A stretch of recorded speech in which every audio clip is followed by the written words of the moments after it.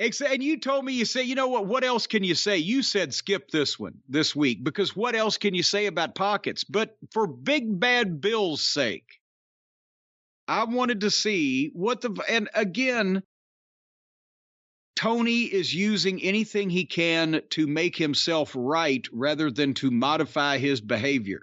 So last week he put Pockets on the first match and kept the audience.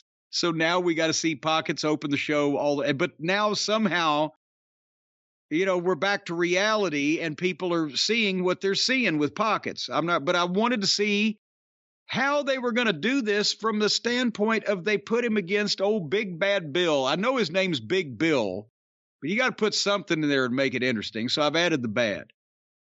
And Stokely. Now the Pockets is wrestling a 7-foot fucking 300-pound Greg Allman. But how are they going to potentially make this feasible? Because Pockets is still a small, unimposing, mousy figure of a human. So we've said before, I said a couple weeks ago, Bill's looking better. He had some facials. He had some fire. But this negated that while he was trying to stooge for the idiot and keep up with the rolling around. He had mono face, and also he was made to look like not only an idiot, but ineffectual because he can't beat this fucking guy. The first 2 minutes of the match was Pockets slowly and without any excitement whatsoever working his gimmick, rolling away and bailing out, and it was, the corner of the house in the Cow Palace might have loved it, but it was death for a TV viewer. They weren't even touching, and nobody was even chasing anybody. And finally, when the 7-foot, 300-pound guy takes over, did you see him miss his own stinger splash into the turnbuckles? Yes, I did. The Pockets is in the corner. Big Bill runs at him, dives. Pockets doesn't move, and Big Bill goes right beside of him. And so I guess he was supposed to move, or he didn't get the memo. I don't know what the fuck's going on. And then they go to the floor for about a minute. I've actually timed it. They're on the floor for a minute. And in slow motion, Big Bill and Stokely set up a table.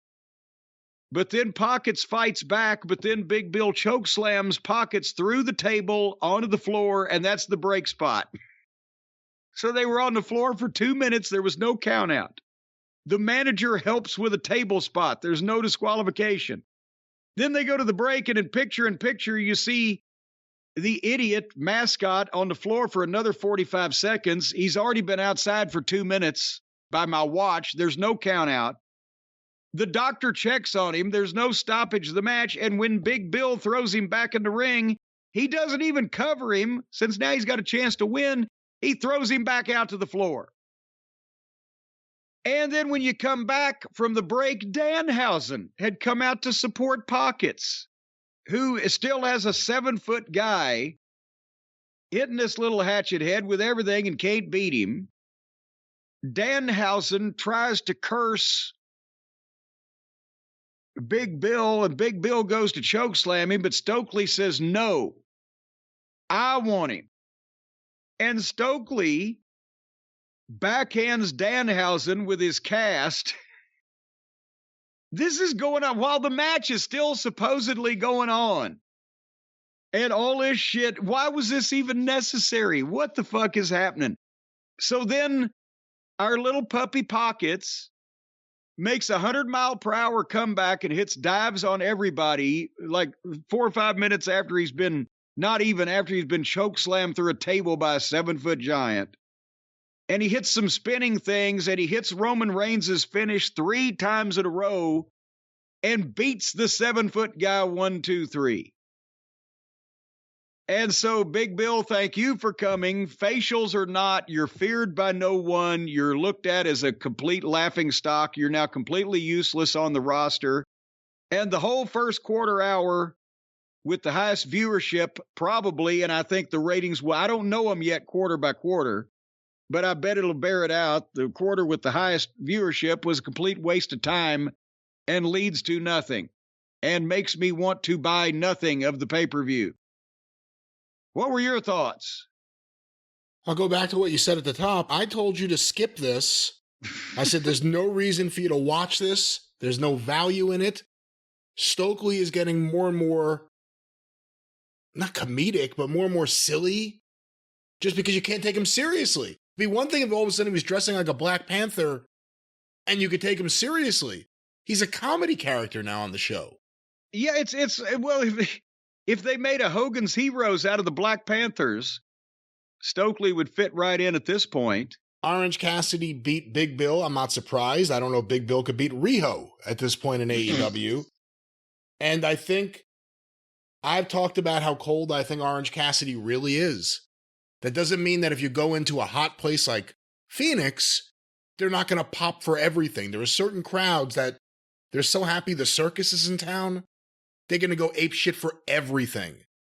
But the people that have been watching regularly, the people that maybe a little more jaded or cynical, whatever it may be, you've been watching this guy week after week, and then he would take breaks, and they'd bring him back on TV, and then week after week, and here we are.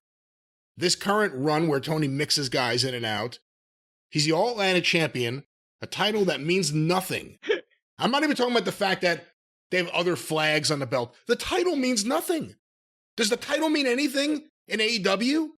Until he defended the title last week on TV, if you closed your eyes and tried to imagine who the champion was, did you know it was Orange Cassidy? The title means nothing. Can you list all the championships that they have and who has them? There were just belts all over the place, but that's a whole different story. But the point is Orange Cassidy, I said it, he's Doink in 95. Came out last week. They had a big opening number, which they did a good job of maintaining throughout that show for whatever reason. This week, started the same way with the same guy that you've started so many shows with. I think enough people are turned off or feel like they've seen the whole fucking thing with him. They don't need to see it anymore. But that's what I said last week. They've done this constantly. They start the show with him or whatever, they always lose audience. Last week, they start the show, they didn't lose with him, they didn't lose audience. If the definition of insanity is doing the same thing over and over and expecting a different result, when he did it umpteen times, he finally got a different result. And now he's going to keep doing it because it thinks it proved him right. Anyway,